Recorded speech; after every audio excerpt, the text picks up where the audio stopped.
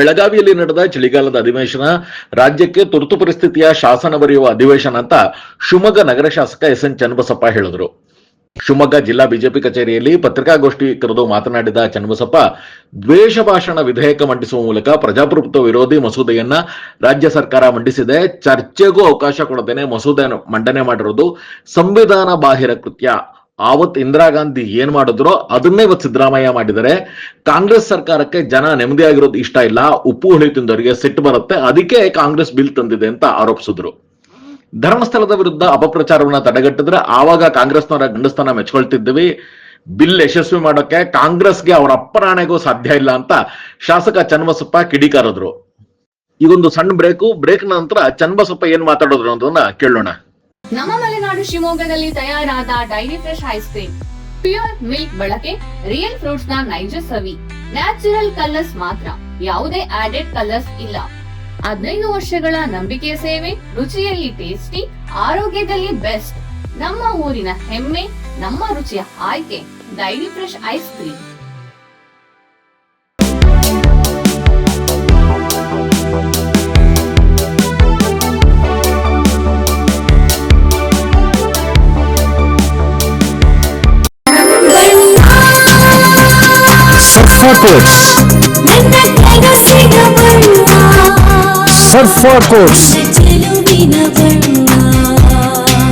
ಸರ್ಫಾ quotes ರವರ ಸುದೀರ್ಘ ಬಾಳಿಕೆಯ ಸುಂದರವೂ ಆದ ಜಲಾಧಾರಿತ ಪರಿಸರ ಸ್ನೇಹಿ ಪೇಂಟ್ಗಳನ್ನೇ ಬಳಸಿ. Surfa luxury emulsion paint, odourless, low VOC, good for health, good for earth. Surfa coat. ನಿಮ್ಗೆ BP ಶುಗರ್ ಇದೆಯಾ, ನಿಮ್ ಬ್ಲಡ್ ಅಲ್ಲಿ ಕೊಲೆಸ್ಟ್ರಾಲ್ ಲೆವೆಲ್ಸ್ ಜಾಸ್ತಿ ಇದೆಯಾ, ಈ ಚೈನ್ ಸ್ಮೋಕರ್ ಇದ್ರ, ಅಂಡ್ ನಿಮ್ಗೆ ಏನಾದ್ರು ಕಿಡ್ನಿ ಸಮಸ್ಯೆ ಇದೆಯಾ, ಈ ತರ ಎಲ್ಲ ಇದ್ದು ನಿಮ್ ಕಾಲಲ್ಲಿ ನಡೆಯುವಾಗ ನೋವು ಬರೋದು, ಇಲ್ಲ ಕಾಲಲ್ಲಿ ಆರ್ದೇ ಇರುವಂತದ್ದು ಹುಣ್ಣಿರೋದು ಏನಾದ್ರು ಇದ್ರೆ ನಿಮ್ಗೆ ನಿಮ್ಮ ರಕ್ತನಾಳದಲ್ಲಿ ಬ್ಲಾಕ್ ಇದೆ ಅಂತ ಅರ್ಥ. ನಾನು doctor Nishita, consultant endovascular and intervention radiology, Nanjappa life care. ಈ ತರ ಸಿಂಪ್ಟಮ್ಸ್ ಇರೋರಿಗೋಸ್ಕರ ನಾವು ಒಂದು ಪೆರಿಫೆರಲ್ ಆರ್ಟರಿ ಡಿಸೀಸ್ ಕ್ಯಾಂಪ್ ನ ಕಂಡಕ್ಟ್ ಮಾಡ್ತಾ ಇದೀವಿ ನಂಜಪ್ಪ ಲೈಫ್ ಕೇರ್ ಅಲ್ಲಿ, ಡಿಸೆಂಬರ್ 8 ಇಂದ ಡಿಸೆಂಬರ್ 31 ವರೆಗೂ. ಈ ಕ್ಯಾಂಪ್ ಅಲ್ಲಿ ನಾವು ನಿಮ್ದ ರಕ್ತನಾಳದಿರೋ ಬ್ಲಾಕ್ ನ ಡಯಾಗ್ನೋಸಿಸ್ ಮಾಡ್ತೀವಿ ಅಂಡ್ ಅದಕ್ಕೆ ಎಂಡೋವಾಸ್ಕ್ಯುಲರ್ ಟ್ರೀಟ್ಮೆಂಟ್ ಮಾಡ್ತೀವಿ. ಅಂದ್ರೆ ಪಿನ್ ಹೋಲ್ ಸರ್ಜರಿ, ಒಂದು ಸಣ್ಣ ಸೂಜಿ ಗಾತ್ರದ ರಂಧ್ರದಿಂದ ನಿಮ್ಮ ರಕ್ತನಾಳದಲ್ಲಿರೋ ಬ್ಲಾಕ್ಸ್ ನ ಓಪನ್ ಮಾಡ್ತೀವಿ.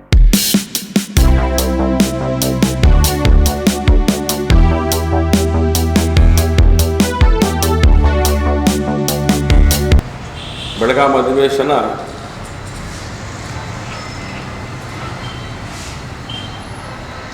ಈ ರಾಜ್ಯಕ್ಕೆ ತುರ್ತು ಪರಿಸ್ಥಿತಿಯನ್ನು ಮತ್ತೊಮ್ಮೆ ಶಾಸನ ಬರೆಯುವಂತೆ ಮಾಡಿದಂಥ ಒಂದು ಅಧಿವೇಶನ ಆಗಿದೆ. ಕಾಂಗ್ರೆಸ್ ತನ್ನ ಚಾಳಿಯನ್ನು ಮತ್ತೆ ಮುಂದುವರಿಸಿದೆ.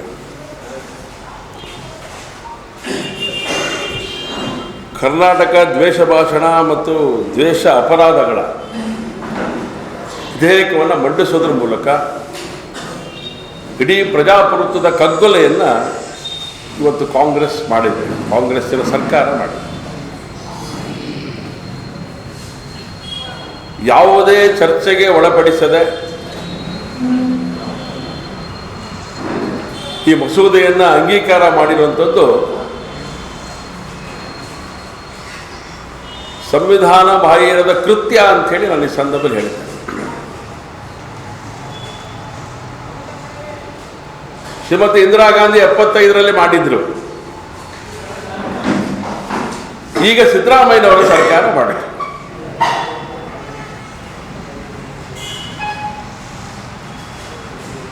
ಕಾಂಗ್ರೆಸ್ಸಿಗೆ ಜನ ನೆಮ್ಮದಿಯಾಗಿ ಇರುವಂಥದ್ದು ಇಷ್ಟ ಇಲ್ಲ. ಪ್ರಜಾಪ್ರಭುತ್ವದ ಉಳಿವು ಕಾಂಗ್ರೆಸ್ಸಿಗೆ ಬೇಕಿಲ್ಲ. ಅದರ ಪರಿಣಾಮ ಪ್ರಜಾಪ್ರಭುತ್ವದ ಮೂಲ ತತ್ವಗಳು, ಸಂವಿಧಾನದ ಮೂಲ ಆಶಯಗಳು, ಸುಪ್ರೀಂ ಕೋರ್ಟಿನ ಆದೇಶಗಳನ್ನು ಗಾಳಿಗೆ ತೂರಿ ಇವತ್ತು ಈ ಕಾರ್ಯವನ್ನು ಮಾಡ್ತಾ ಇದೆ. ಕಾಂಗ್ರೆಸ್ಸಿನ ಸರ್ಕಾರ ಸದನದ ಒಳಗಡೆ ತಮ್ಮ ನಡವಳಿಕೆ ಇದೆಯಲ್ಲ, ಇದು ದ್ವೇಷ ಬಿತ್ತುವಂಥ ನಡವಳಿಕೆಗಳು. ಇಲ್ಲಿಂದ ಪ್ರಾರಂಭ ಆಗಿರುವಂಥದ್ದು. ನೀವು ಎಲ್ಲಿ ಸರಿ ಮಾಡಬೇಕು ಅಲ್ಲಿ ಸರಿ ಆಗದೆ ಸಂವಿಧಾನದತ್ತವಾಗಿ ನಡ್ಕೊಳ್ಬೇಕಾದಂತ ಜಾಗದೊಳಗಡೆ ದಾದಾಗಿರಿ ಮಾಡುವಂತ ಸ್ವಭಾವ ಇಟ್ಕೊಂಡಿರುವಂತ ಕಾಂಗ್ರೆಸ್ಸಿನ ಶಾಸಕರು, ಕಾಂಗ್ರೆಸ್ಸಿನ ಮಂತ್ರಿಗಳು ಈ ಬಿಲ್ ತರಲಿಕ್ಕೆ ಯೋಗ್ಯರ? ಸಂವಿಧಾನದ ಪೀಠದಲ್ಲಿ ಕೂತಂತಹ, ಸಭಾಧ್ಯಕ್ಷ ಸ್ಥಾನದಲ್ಲಿ ಕೂತಂತಹ ಒಬ್ಬ ಸಭಾ ಅಧ್ಯಕ್ಷರನ್ನ ಎಳೆದು ಹೊರಹಾಕಿದಂತ ಕಾಂಗ್ರೆಸ್ಸಿನ ಶಾಸಕರು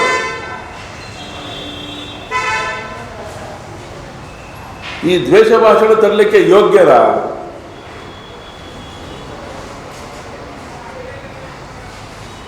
ತಾಕತ್ತಿದ್ರೆ ಬಾರೋ ಅಂತೇಳಿ ಶೆಡ್ ಹೊಡೆಯುವಂತ ಒಂದು ಮಾನಸಿಕತೆ ವಿಧಾನಸೌಧದೊಳಗಡೆ ಅಧಿವೇಶನ ನಡಿಬೇಕಾದ್ರೆ ಸಭಾಧ್ಯಕ್ಷರ ಮುಂದೆ ನಡ್ಕೊಳ್ಳುವಂತ ಒಬ್ಬ ಮಂತ್ರಿ, ಒಬ್ಬ ವಿರೋಧ ಪಕ್ಷದ ನಾಯಕ ಅವತ್ತು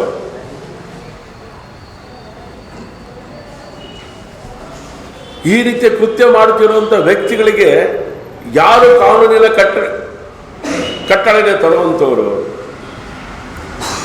ಕಾನೂನು ತರುವಂತ ಒಂದು ಜಾಗ ಏನಿದೆ ವಿಧಾನಸಭೆ, ಅಲ್ಲಿ ತಮ್ಮ ನಡವಳಿಕೆ ಹೇಗಿದೆ ಅಂತ ಹೇಳಿ ಕಾಂಗ್ರೆಸ್ ಪ್ರಶ್ನೆ ಹಾಕೊಳ್ಬೇಕು. ಸಂವಿಧಾನದ ಆರ್ಟಿಕಲ್ 19 ಹೇಗೆ ಅಪಮಾನ ಮಾಡಿರುವಂತ ಸಂಗತಿ ಇದು. ಸುಪ್ರೀಂ ಕೋರ್ಟ್ ಹೇಳಿದೆ, ಏನಂತ ಹೇಳಿದೆ? ಸಂವಿಧಾನದ ಮೂಲ ಆಶಯವನ್ನು ಬದಲಾಯಿಸುವ ಯಾವುದೇ ಕಾನೂನು ರಚಿಸುವ ಹಕ್ಕು ರಾಜ್ಯ ಸರ್ಕಾರಗಳಿಗೆ ಇಲ್ಲ. ಇದರ ಪರಮಾಧಿಕಾರ ಯಾರಿಗೆ ಅಂತ ಹೇಳಿದ್ರೆ ಕೇಂದ್ರ ಸರ್ಕಾರಕ್ಕೆ ಮಾತ್ರ ಇದೆ. ತಿದ್ದುಪಡಿ ತರೋದ್ರ ಮೂಲಕ ಮಾಡಬೇಕಾಗತ್ತೆ, ಸಂವಿಧಾನಕ್ಕೆ ತಿದ್ದುಪಡಿಗಳನ್ನು ತಂದು ಮಾಡಬೇಕಾಗತ್ತೆ. ಇದು ಚೆನ್ನೈ ಹೇಳ್ತಿರೋದಲ್ಲ, ಇದು ಭಾರತೀಯ ಜನತಾ ಪಾರ್ಟಿ ಹೇಳ್ತಿರೋದಲ್ಲ, ಇದು ಸುಪ್ರೀಂ ಕೋರ್ಟ್ ಹೇಳಿರುವಂಥದ್ದು. ಅನೇಕ ತೀರ್ಪುಗಳಲ್ಲಿ ಈ ಸಂಗತಿಯನ್ನು ಪ್ರಕಟ ಮಾಡಿದೆ. ದುರ್ದೈವದ ಸಂಗತಿ, ಭಯೋತ್ಪಾದಕರನ್ನ ಮುಸಲ್ಮಾನರೇ ಆಗಿದ್ದಾರೆ ಅಂತ ಹೇಳಿದ್ರೆ ಇದು ದ್ವೇಷದ ರಾಜಕಾರಣ? ಇದು ಸತ್ಯ ಸಂಗತಿ ತಿಳಿಸುವಂತ ಕಾರ್ಯ ಅಲ್ವಾ? ನಿಮಗದು ಸಹಿಸ್ಕೊಳಕ್ ಆಗೋದಿಲ್ವಾ? ಇದು ಈ ರೀತಿಯ ಸಂಗತಿಗಳನ್ನು ಹೇಳಲಿಕ್ಕೆ ಅವಕಾಶ ಇಲ್ಲ. ಇವತ್ತು ಸೆಕ್ಯುಲರಿನ ಹೆಸರಿನೊಳಗಡೆ ಹಿಂದೂಗಳ ಮೇಲೆ ಅನೇಕ ದೌರ್ಜನ್ಯಗಳು, ಅತ್ಯಾಚಾರಗಳು, ಮಾತಿನ ಚಕಮಕಿಗಳು ನಡೆಯುತ್ತೆ. ಹಿಂದೂಗಳ ಪರವಾಗಿ ಮಾತನಾಡಿದರೆ ಕೋಮುದ್ವೇಷ ಹರಡಿಸುವಂತ ಒಂದು ಕಾರ್ಯ ಮಾಡ್ತಾರೆ ಅಂತ ಹೇಳ್ತಾರೆ. ಹಿಂದೂಗಳ ಪರವಾಗಿ ಮಾತನಾಡಿದ್ರೆ ನಾವು ಮುಸಲ್ಮಾನ್ ವಿರೋಧಿಗಳಾಗ್ಬಿಡ್ತೇವೆ, ಅವರಲ್ಲಿ ದ್ವೇಷ ಬಂದ್ಬಿಡುತ್ತಂತೆ. ಹಿಂದೂಗಳ ಪರವಾಗಿ ಮಾತನಾಡಿದ್ರೆ ಮುಸಲ್ಮಾನರಿಗೆ ನೋವಾಗ್ಬಿಡುತ್ತೆ ಅಂತ ಹೇಳಿ ಈ ಬಿಲ್ಲಲ್ಲಿ ಬರುವಂತ ಒಂದು ಮಾನಸಿಕತೆ ಇರುವಂಥದ್ದು. ಈ ಥರದ 10 ಉದಾಹರಣೆಗಳನ್ನು ಕೊಡ್ಬೋದು ನಾನು. ಯಾಕೆ ಕಾಂಗ್ರೆಸ್ಸಿಗೆ ಉರಿ ಅಂತ ಹೇಳಿದ್ರೆ,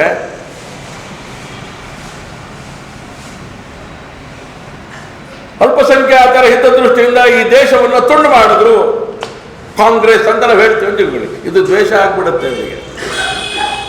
ಬೇರೆ ದೇಶದ ಧ್ವಜಗಳನ್ನು ಇಟ್ಕೊಂಡು ಲೋಕಸಭೆಗಳ ಓಡಾಟ ಮಾಡಬಹುದು.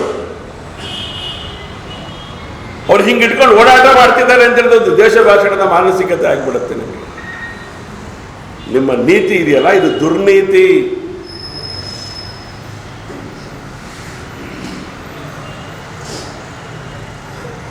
ಹಾಗಾಗಿ ಇದನ್ನು ನಾವು ವಿರೋಧ ಮಾಡ್ತಾ ಇದ್ದೇವೆ.